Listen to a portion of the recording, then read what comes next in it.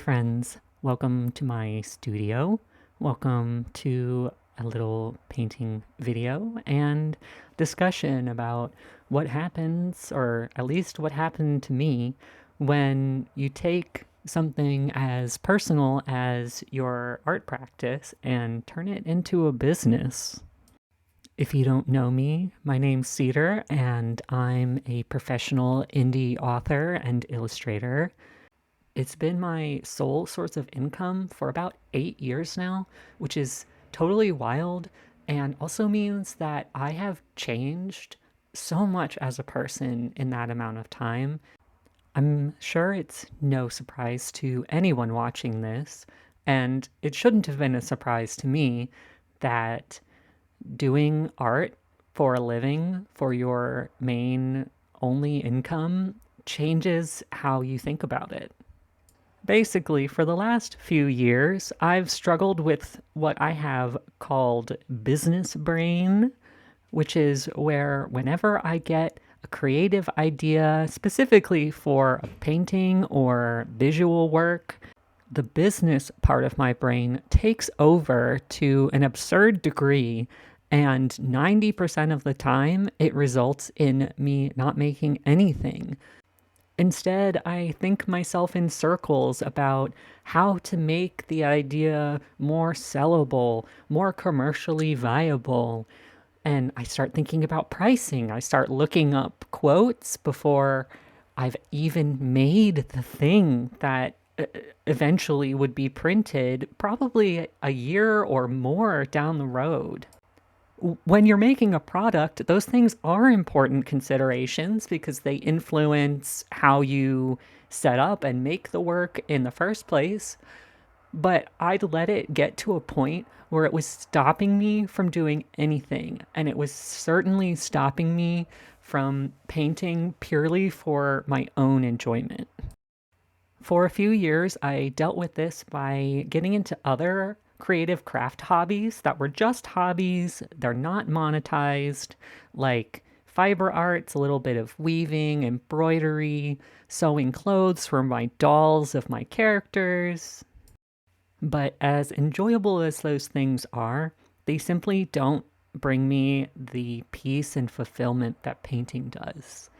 And furthermore, it started to infect the actual business side of my art practice in a negative way. Contrary, perhaps, to common business advice, for me, what's most successful are the things that my heart wants to make. Those things tend to be weird and long and unusual.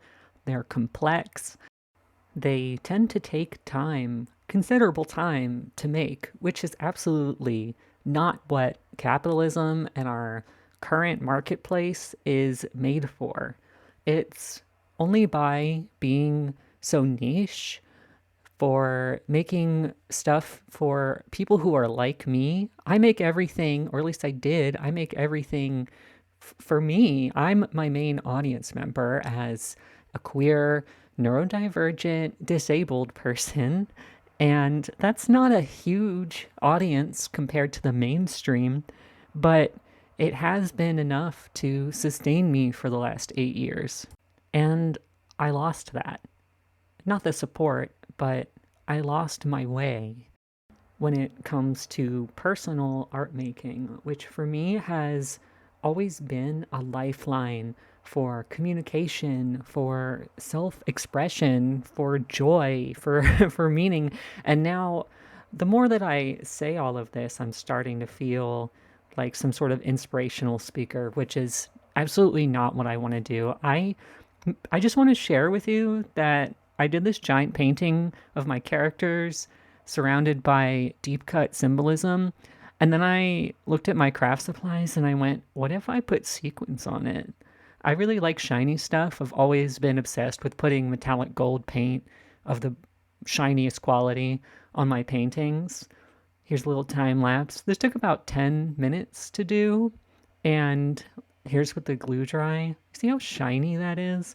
It's so incredibly satisfying. And it's something that AI could just never. It just could never, you know? I'm a major homebody, but in recent months, I've really been trying to get out a little more and do things a little more. Here's some of my balcony plants. I love them. Here's a little train ride we took at the train museum here in LA. I don't remember what it's specifically called, but I'll put it on the screen. And if you live in the area, you should totally visit. It's free, it's cute. Here's my favorite Thai restaurant that I went out to with my partner and my in laws. I had green curry, that was amazing. Here we have more trains at Descanso Gardens, which is a botanical garden that, again, if you're in the LA area, you should absolutely go to. As an autistic person, a lot of spaces outside my home aren't necessarily accessible for me, at least not for long. Like, especially now in my 30s, my sensory sensitivities have gotten way, way worse than when I was younger, which is something nobody warns you about. I mean, not that I would have gotten the warning anyway, since I wasn't diagnosed until my 30s, but I keep relying on my former experiences when I was younger to guide my decisions about where my limits are, and it's really just not working.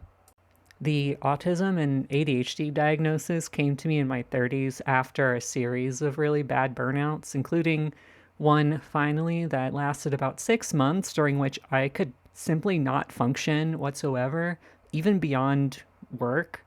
And I knew something was up, and it wasn't just the fact that I have CPTSD, because I had been working on that in therapy for like a decade at that point, and it was getting better. Like, I knew something else was going on, and eventually I did get the answer. Better late than never, I guess. Not surprising that my art burnout started shortly after that big burnout. It also came after the largest Kickstarter that I've fulfilled to date, which, including pre orders, ended up being like 600 packages, all of which I did myself because that's just how I've always operated. You know, talented and gifted child growing up with big academic expectations on them, and then when I did struggle and it finally came out to adults in my life, they would simply tell me, "No, honey, you're fine. You're so smart and sweet and well behaved, and you get such good grades at school. You just need to worry less. You just need to ask for help sooner." But when I did ask for help, they would tell me to just try harder. They would tell me, "You can do it even if you're scared," or "You just need to get used to it and then you won't be scared anymore." But scared isn't really what was going on. It wasn't anxiety. I mean, it was, but it was anxiety about feeling confused and lost and completely overwhelmed cognitively as well as socially and in a sensory way. So I learned to hide it, and I'm done hiding it. So I've included on the screen here, you've been watching me fix mistakes on this painting. I messed up Amane's face, and I had to try to make it right. I do also need to do some studies of dark skin to figure out how to integrate it in my flat color, dark line art style, because the lines usually disappear, but that's totally a me thing and something that, with some studies and some experimentation and some learning, would totally work. The face in the end is acceptable, and that's okay. I've mostly unlearned my perfectionism, which ironically is something that Amane as a character struggles with in the book that she's from. That book is called The Thread That Binds. It's the first book in what will be a 5-book series. The third one just came out for crowdfunding backers and will be out to the public in late January 2026. And it's absolutely what's been keeping me alive creatively in the last 5 years. Before that, though, with writing, I had a similar business brain taking over situation. I quit writing prose for 5 years because I felt pressured to turn it into a career and to turn it into money. So I guess I should have known. Recently, something I've been really enjoying is getting into birds, and it turns out Lake Balboa has a ton of them. It's a major flyover, and of course, one of the only lakes in the LA area. So you get tons of different species, including these giant white pelicans with their big old mouths. They're so funny. Going on these lake walks and seeing the birds on Sundays for a while in November with my partner was a good lead in to what's happening on the screen now, which is me packing orders for this year's crowdfunding campaign, which, as I mentioned, was for the third book in the Eternal Library series. And this time, thankfully, I only had 150 packages to do rather than like 600, as in past campaigns for my tarot decks. My favorite part is adding these wax seals. I think it just adds a little bit of a handmade touch. I want the people who get packages from me to know that it came from a real person. It's still astonishing to me that this many people are reading my books at all. And it just goes to show that when I follow what I'm actually personally interested in making on a creative level, that's when I see success with my audience. These books are about queer, non binary, neurodivergent, illuminated bookmakers and librarians who are healing from trauma. It's a pretty specific niche.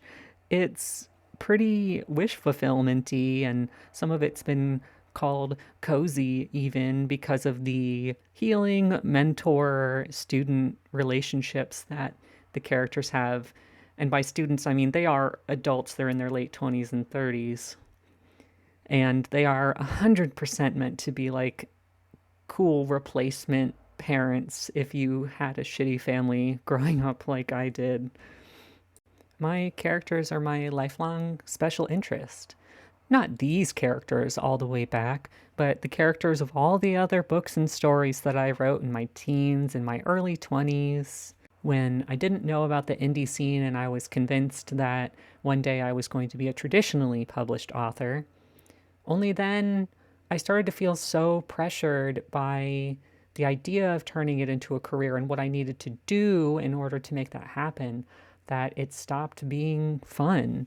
And I put it aside for like 5 years to focus on art and comics instead. And then I got burned out on comics too, even though I still love comics, or at least reading them, and I think about drawing them again several times a year. I heard enough times growing up this idea that I should have some kind of regular job and then do my art and writing on the side. And I mean I tried that at first because you can't just jump straight into a paying creative career like that most of the time, and I didn't. But overwhelmingly, I hated being traditionally employed, not just because all I wanted to be doing was drawing and writing, but also because I kind of hate being told what to do. And the demands of most typical traditional workplaces are also not somewhere that I thrive as an autistic ADHD person. And by that I mean they are legitimately damaging to me. And at this point in my life, I physically, mentally, emotionally could not go back to having a traditional job. So I guess that means dealing with the cycles and unpredictability and difficulties of creative life, balancing the creative brain and the business brain side, or at least recognizing when the latter is taking over and I need to perhaps switch mediums. That's not something that you're usually advised to do these days in business, especially. You're told to stay as consistent as possible, to stay in one lane. But I'm, by, by my nature, I'm not a one lane sort of person.